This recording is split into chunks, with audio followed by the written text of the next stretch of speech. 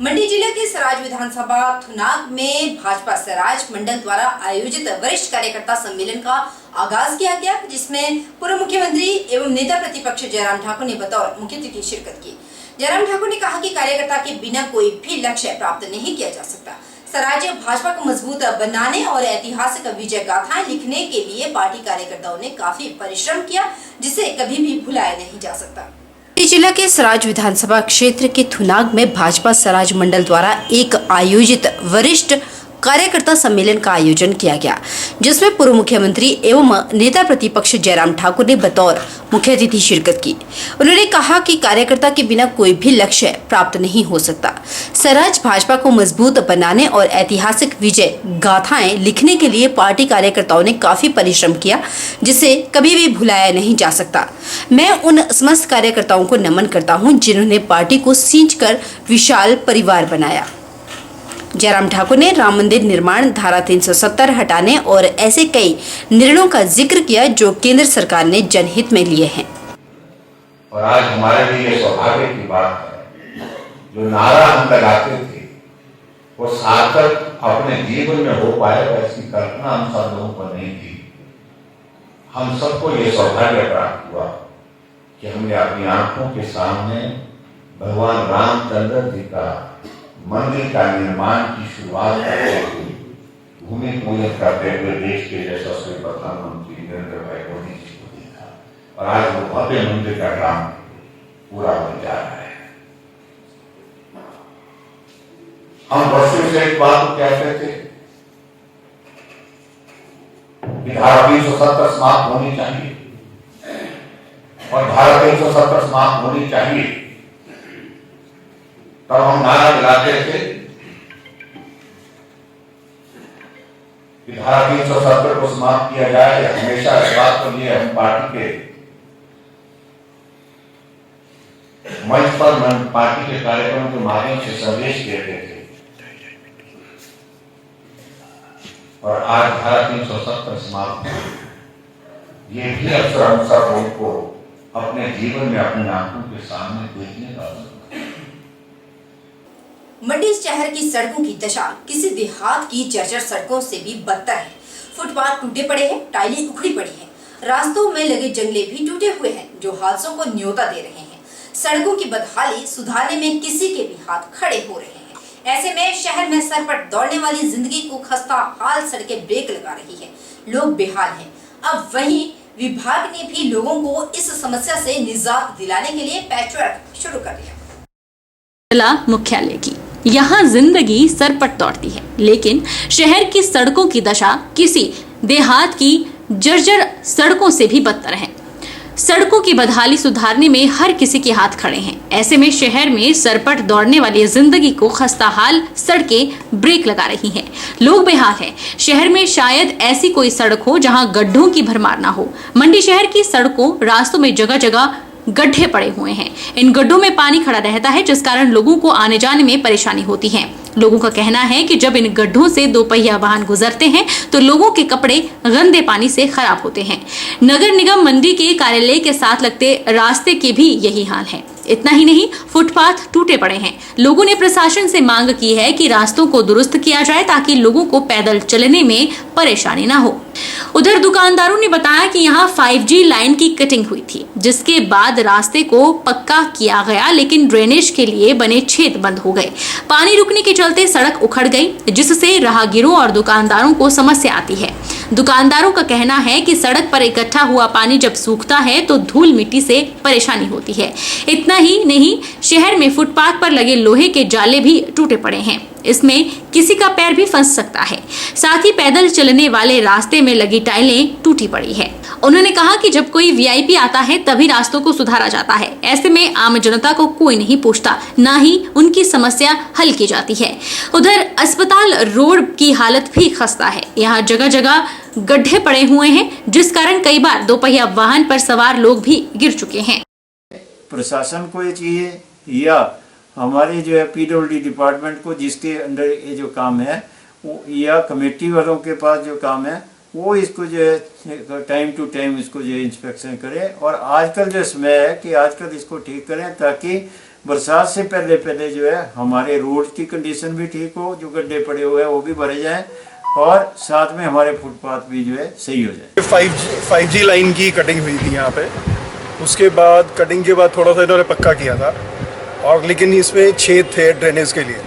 जब उन्होंने पक्का किया तो सारे ड्रेनेज के छेद बंद हो गए। अब यहाँ पे पानी रुका रहता है, जिससे सड़क दोबारा उखड़ गई। अब सड़क उखड़ने के बाद जितनी भी गाड़ियाँ जाती है सारी स्प्लैशिंग दुकानदारों पे होती है, पैदल चलने वालों पे होती है, तो हमें बहुत दिक्कत आ रही है। और उसके बाद जब ये सूख जाता है उसके बाद यहाँ पे धूल बहुत ज़्यादा होती है, तो इससे दुकानदारों को, पैदल चलने वालों को, सभी को बहुत प्रॉब्लम होती है। लेकिन मुझे लगता है कि जब VIPs कोई आता है तभी रिपेयरिंग हो पाती है, अदरवाइज कोई रिपेयरिंग नहीं होती। ऐसा लगता है कि आम जनता के बारे में जो प्रशासन है वो बिल्कुल भी सोच नहीं रहा है। तो इसलिए प्रशासन से, PWD से मेरी गुजारिश है कि वो इसे रिपेयर करें और हमें ये जो जंजाल बिछा हुआ इससे ज़रा मुक्ति देना है। सर, जो ये चला हुआ आजकल, जैसे 5G का इन्होंने तोड़ा हुआ था पीछे, जैसे सड़क खाड़ी हुई थी, इससे हमें बहुत दिक्कत हो रही है सर। एक तो ये पक्का नहीं हो रहा है और इसको पक्का किया जाए, और जो नाली ब्लॉक हुई है, पहले निकासी थी, वो निकासी बिल्कुल PWD वालों ने बंद कर रखी है। और जब भी बारिश होती है 10-15 दिन या महीने से जो भी बारिश हो रही है उसमें हमें सफ़र करना पड़ रहा है, और सारा जो पानी है बरसात का पानी वो हमारी दुकानों पे आके माल ख़राब हो रहा है। हमें इस PWD विभाग से यही वो है कि कृपया इन नालियों का वो करें, और प्लीज़ इसके लिए थोड़ा सा पक्का सड़क को पक्का करें, और जो भी स्कूल बाज़ार की जो प्रॉब्लम है दुकानदारों की उसको सॉल्व करें। हमें बाकी कोई शिकायत नहीं है PWD से।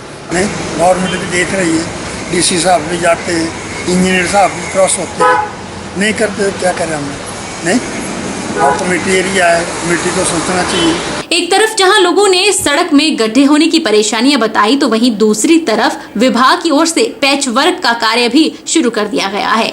लोक निर्माण विभाग के असिस्टेंट इंजीनियर गोविंद राम ठाकुर ने कहा कि अगर मौसम साथ देता है तो एक सप्ताह के अंदर अंदर पैच वर्क का कार्य कर दिया जाएगा। उन्होंने बताया कि पुलघराट से सौलीखड्ड और मंडी बाजार की सभी सड़कों को दुरुस्त किया जाएगा। बारिश की वजह से हमारे पैच वर्क रोड की स्थिति बहुत ख़राब थी, उसको अब पैच वर्क के माध्यम से ठीक कर लिया जाएगा। इसको एक हफ्ते में, जैसे बारिश मौसम साथ देता है तो उसकी वजह से हम सड़कों को दुरुस्त कर देंगे। वैसे आपके ध्यान में थी ये बातें सर? जी जी जी जी, मौसम ने साथ नहीं दिया हमारा, उसकी वजह से थोड़ा हम डिले हो गए। अब थोड़ा मौसम साथ दे रहा है, जिसकी वजह से हमने पैच आज स्टार्ट कर दिया। इसको सौलीखड्ड से लेके पुलघराट तक पूरा बाज़ार का जितना भी पोर्शन है उसको दुरुस्त एक हफ्ते में, मौसम ने साथ दिया तो इसको ठीक कर देंगे। और उसके बाद रूरल एरिया को भी साथ पैचिंग स्टार्ट कर दी जाएगी। ये प्लांट है, मिनी प्लांट है, इससे पैच स्टार्ट आज से शुरू हो गया है और मुंबई में हमने पैच स्टार्ट कर दी है। हिमाचल प्रदेश बागवानी क्षेत्र में हर साल बागवान करोड़ों रुपए कमाते हैं, लेकिन इस बार मौसम के बदले मिजाज से पहाड़ी इलाकों में कम पैदावार होने से बागवानों की चिंताएं बढ़ सकती है। हिमाचल प्रदेश सरकार से सेवानिवृत्त हुए हैं अतिरिक्त मुख्य सचिव जेसी शर्मा ने बागवानी क्षेत्र में हुए नुकसान पर चिंता जाहिर की। हिमाचल प्रदेश सरकार से सेवानिवृत्त हुए अतिरिक्त मुख्य सचिव जेसी शर्मा ने बागवानी क्षेत्र में मौसम के कारण हुए नुकसान पर चिंता जाहिर करते हुए कहा कि इस बार 60% कम सेब की पैदावार हुई है, जिसके चलते 2 से 2.5 हजार करोड़ का घाटा प्रदेश की बागवानी को इस साल हो सकता है। ऐसे में बदलते मौसम और समय पर बारिश बर्फबारी का न होना सबसे बड़ी वजह रहा है। उन्होंने कहा कि बागवानी को बदलने की जरूरत है और मौसम के हिसाब से ही हमें बागवानी करनी पड़ेगी। इस बार फ्लावरिंग के समय पर अधिक बारिश और ओले पड़ने से भी बागवानों के सेब के बगीचों को नुकसान हुआ है, जिसके चलते आने वाले समय में इसका खामियाजा भुगतना पड़ेगा। टेम्परेचर फ्लावरिंग जब फूलों सेब की हो रही थी उस वक्त टेम्परेचर डाउन होने की वजह से ये मालूम पड़ा कि 60 से 70% क्रॉप खत्म है। और हमारे पास अभी क्योंकि रूट स्टॉक का प्रोजेक्ट अभी रिसेंटली चला है, तो अभी हमारे यहाँ ये रिप्लेसमेंट हुई नहीं है। नए किसान लगा रहे हैं इसको, लेकिन अभी तक काफ़ी मैक्सिमम बगीचे हमारे सीडलिंग बेस रूट स्टॉक पर ही आधारित हैं, तो उनमें ये समस्या आ रही। तो मुझे तो कहते हुए करीब मेरे ख्याल 10 साल हो गए मीडिया में भी बहुत बोलता रहता हूँ। जब मैं हॉर्टिकल्चर सेक्रेटरी था तब भी मैंने बात की, यूनिवर्सिटीज़ के साथ, वाइस चांसलर्स के साथ, साइंटिस्टों के साथ मेरी चर्चा रही। जब मैं प्रोजेक्ट लिख रहे थे, न्यूजीलैंड के एक्सपर्ट हमारे साथ थे, उनसे भी की, तभी वर्ल्ड बैंक ने अप्रूव किया कि साहब आपकी प्रोडक्टिविटी बहुत बड़ा इशू है। 2-3 बहुत बड़ी समस्याएं इसके साथ हैं कि एक तो साहब जब सेब की प्रोडक्शन में वेरिएशन होगी तो आपकी रोजगार पे बहुत सीधा असर पड़ता है। अब देखिए अगर 60% क्रॉप इस साल नहीं होगी सेब की तो हिमाचल प्रदेश में आप समझिए 2000 से 2500-3000 करोड़ का नुकसान सेब की इकोनॉमी को, प्रदेश की इकोनॉमी को होगा। अब इसकी किसका नुकसान है? ये किसान का नुकसान।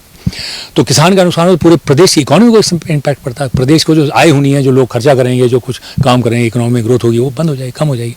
दूसरी समस्या यह होती है कि हमारे यूथ जो है, जो युवा जो बेरोजगार घर में बैठे हैं और जिनके पास ज़मीनें हैं लेकिन वो सीडलिंग बेस पे सेब पे हैं, तो उनका इंटरेस्ट इसमें खत्म हो जाता है। क्योंकि वो रुचि नहीं लेते, क्योंकि बाद अभी इस बार सेब लग रहा है, अगली बार शायद ना लगे, तो वो अपना कुछ और काम धंधा ढूंढते हैं या बाहर चले जाएंगे। तो ज़मीन एक एसेट है हमारे पास, एक परिसंपत्ति है, इसका हम सही उपयोग नहीं कर रहे हैं अगर हम इसमें प्रोडक्शन रेगुलरली नहीं लेते हैं। हमीरपुर जिला कांग्रेस की विशेष बैठक का आयोजन PWD रेस्ट हाउस हमीरपुर में किया गया, जिसकी अध्यक्षता जिला कांग्रेस अध्यक्ष कुलदीप पठानिया ने की। बैठक में मुख्यमंत्री के हमीरपुर जिला के प्रस्तावित दौरे को लेकर विभिन्न कमेटियों का गठन किया गया और इस दौरे को लेकर सफल बनाने को लेकर भी अब कई तरह की रणनीतियां तैयार की जा रही है।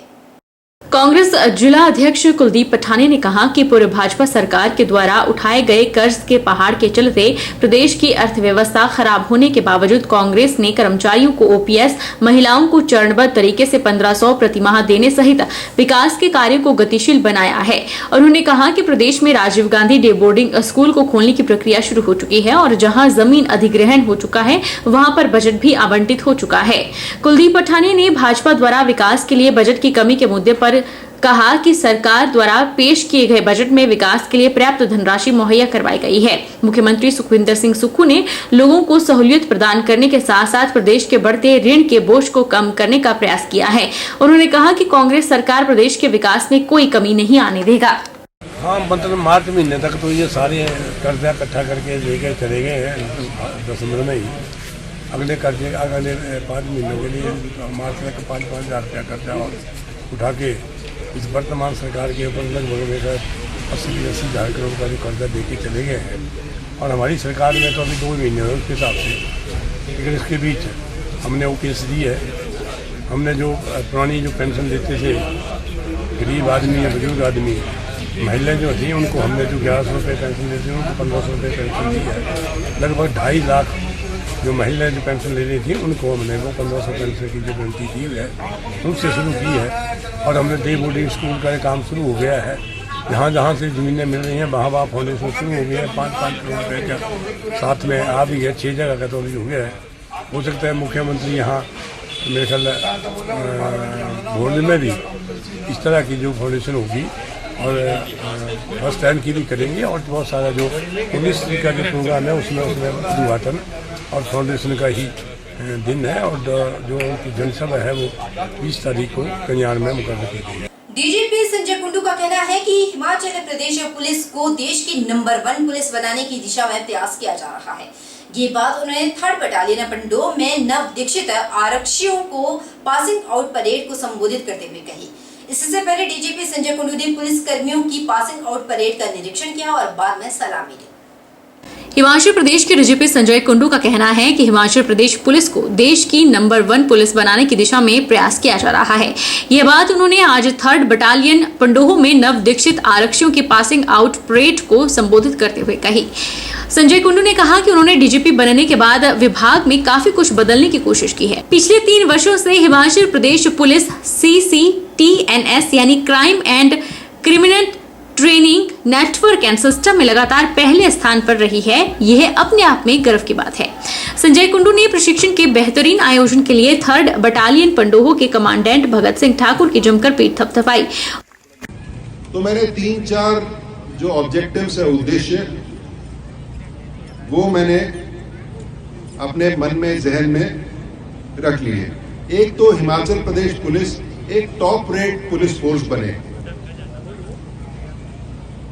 इंडिया की अव्वल पुलिस फोर्स बने।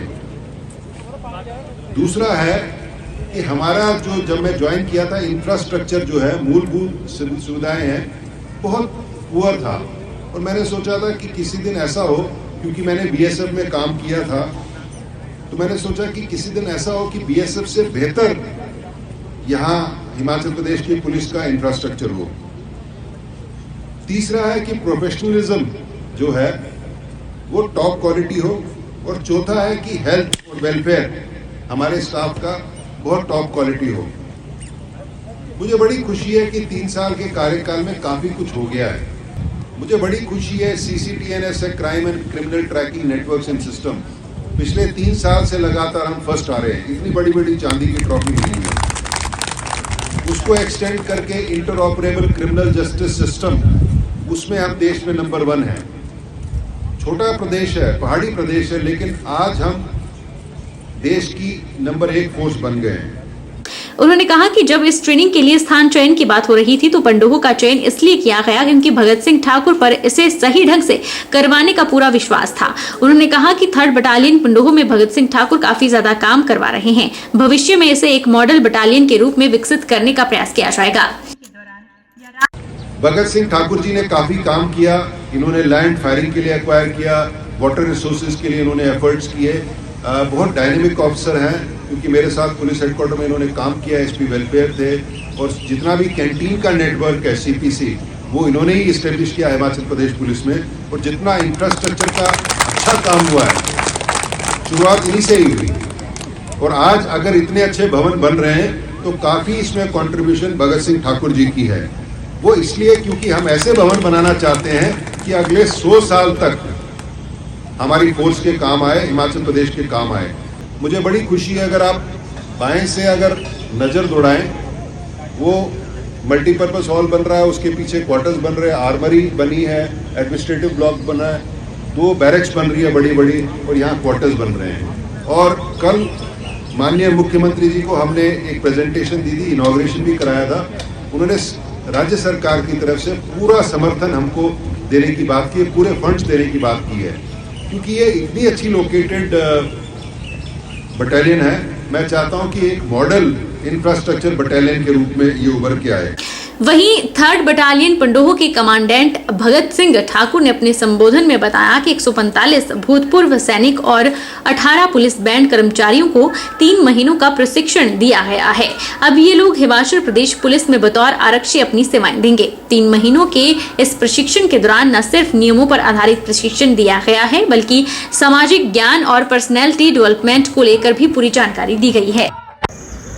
3 माह के इस ट्रेनिंग कोर्स में पुलिस मुख्यालय द्वारा निर्धारित पाठ्यक्रम के अनुरूप सभी प्रकार की ज़रूरी ट्रेनिंग इन सभी दिक्षु ट्रेनिंग्स को दी गई, जिसमें indoor classes, outdoor physical fitness, PT, parade, firing, computer training और सभी सम्मिलित है। अगर हम निर्धारित पाठ्यक्रम की बात करें तो इसमें इसके अतिरिक्त इन ट्रेनिंग्स के जो है ओवरऑल पर्सनालिटी बिल्डिंग के लिए एज ए पुलिसमैन इनकी पर्सनालिटी डेवलप करने के लिए हमने दूसरी इस कोर्स से हटके भी हमने कुछ इनके लिए बीच में कार्यक्रम किए गए हैं। अब ये जो है अपनी ट्रेनिंग पूरी करने के बाद विभाग में बतौर आरक्षी अपनी सेवा देने के लिए पूरी तरह से तैयार हैं और व्यवहारिक ज्ञान और जिसमें यह सभी कर्म के मार्ग पर चलें, इस प्रकार का इनको यहाँ पर ट्रेनिंग दिया गया है। यहाँ रुकेंगे छोटे से ब्रेक के लिए। ब्रेक उस पार जल्द लौटेंगे, बने हमारे साथ। हर वर्ष की भांति इस वर्ष भी श्री जगन्नाथ रथ यात्रा उत्सव छोटी काशी मंडी के पडल में स्थित श्री जगन्नाथ मंदिर परिसर में बड़े ही हर्षोल्लास व आस्था पूर्वक मनाया जा रहा है। 12 जून से लेकर 20 जून तक प्रातः 7 बजे से मूल पाठ और साय 3 बजे शिव महापुराण कथा का आयोजन किया जाएगा। 20 जून को प्रातः 9 बजे से 10 बजे तक पूर्णाहुति और शाम 4 बजे से श्री जगन्नाथ रथ यात्रा निकाली जाएगी। 21 जून 2023 को 12 बजे से श्रद्धालुओं को महाप्रसाद वितरित किया जाएगा। श्री जगन्नाथ रथ यात्रा उत्सव 12 जून से आरंभ हो रहा है। 20 जून को रथ यात्रा का आयोजन किया जाएगा। श्री शिव महापुराण जो सुबह मूल पाठ होगा 12 से और शाम को 3 बजे से कथा का आरंभ होगा। 20 तक चलेगी कथा, और 20 को ही 4 बजे श्री जगन्नाथ जी की रथ यात्रा का आयोजन होगा, जिसमें आप सभी से करबद्ध प्रार्थना है कि आप बढ़ चढ़कर भाग लें। और 21 को श्री जगन्नाथ जी का महाप्रसाद है, जगन्नाथ जी का भात जगत पसारे हाथ, पूछे जात न पात। यह रथ यात्रा का आयोजन सर्वसम्मति सर्वधर्म भाव से किया जाता है। धर्म रक्षति रक्षता, हमारे कहा गया है सनातन धर्म में कि जो धर्म की रक्षा करता है उसकी रक्षा स्वयं धर्म करता है। तो इसलिए आप सभी से प्रार्थना है, 21 को महाप्रसाद और 20 को 4 बजे रथ यात्रा का आयोजन किया जा रहा है। आप सभी सम्मिलित होने की कृपा करें। धन्यवाद। जय जगन्नाथ, जय जगन्नाथ। मैं धन्यवाद करना चाहूँगी जिला महिला मोर्चा मंडी की तरफ से मोदी जी का, जिन्होंने कच्चे चूल्हे से, वो धुएं वाले चूल्हे से महिलाओं को जो है वो बाहर निकाला हुआ है।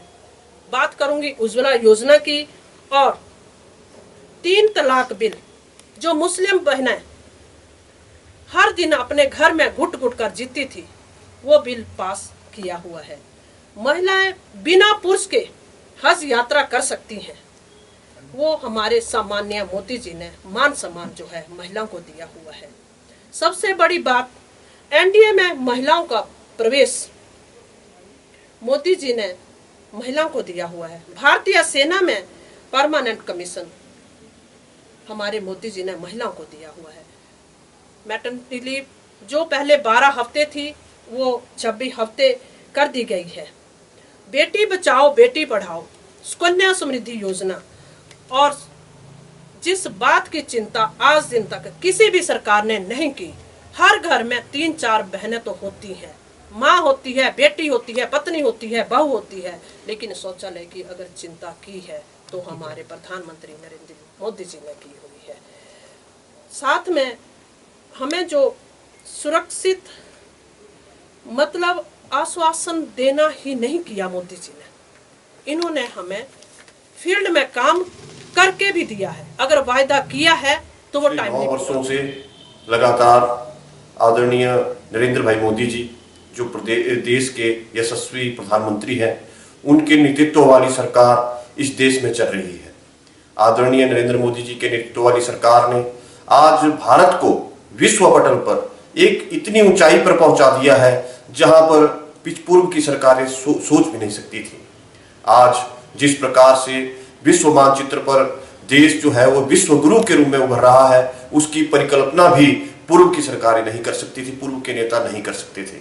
आज नरेंद्र भाई मोदी जी की लोकप्रियता पूरे विश्व में एक ऊंचाई पर पहुंची है। जहां एक ओर कुछ देश नरेंद्र मोदी जी को वीजा देने से कतराते थे, आज वे पंक्ति में खड़े होकर उनसे ऑटोग्राफ मांग रहे हैं। आज प्रधानमंत्री नरेंद्र भाई मोदी जी जब दूसरे देशों में जाते हैं तो वहां के राष्ट्राध्यक्ष, वहां के प्रधानमंत्री आदरणीय नरेंद्र मोदी जी के पांव छूकर उनसे आशीर्वाद लेते हैं। ये ना केवल नरेंद्र मोदी जी का सम्मान है, परंतु यह हर एक भारतवासी का एक सम्मान है। आज राष्ट्र प्रगति के पथ पर अग्रसर है। यहाँ पर जो समाज की पंक्ति में सबसे पीछे खड़ा हुआ व्यक्ति है, उसके उत्थान के लिए प्रधानमंत्री नरेंद्र मोदी जी लगातार प्रयासरत है।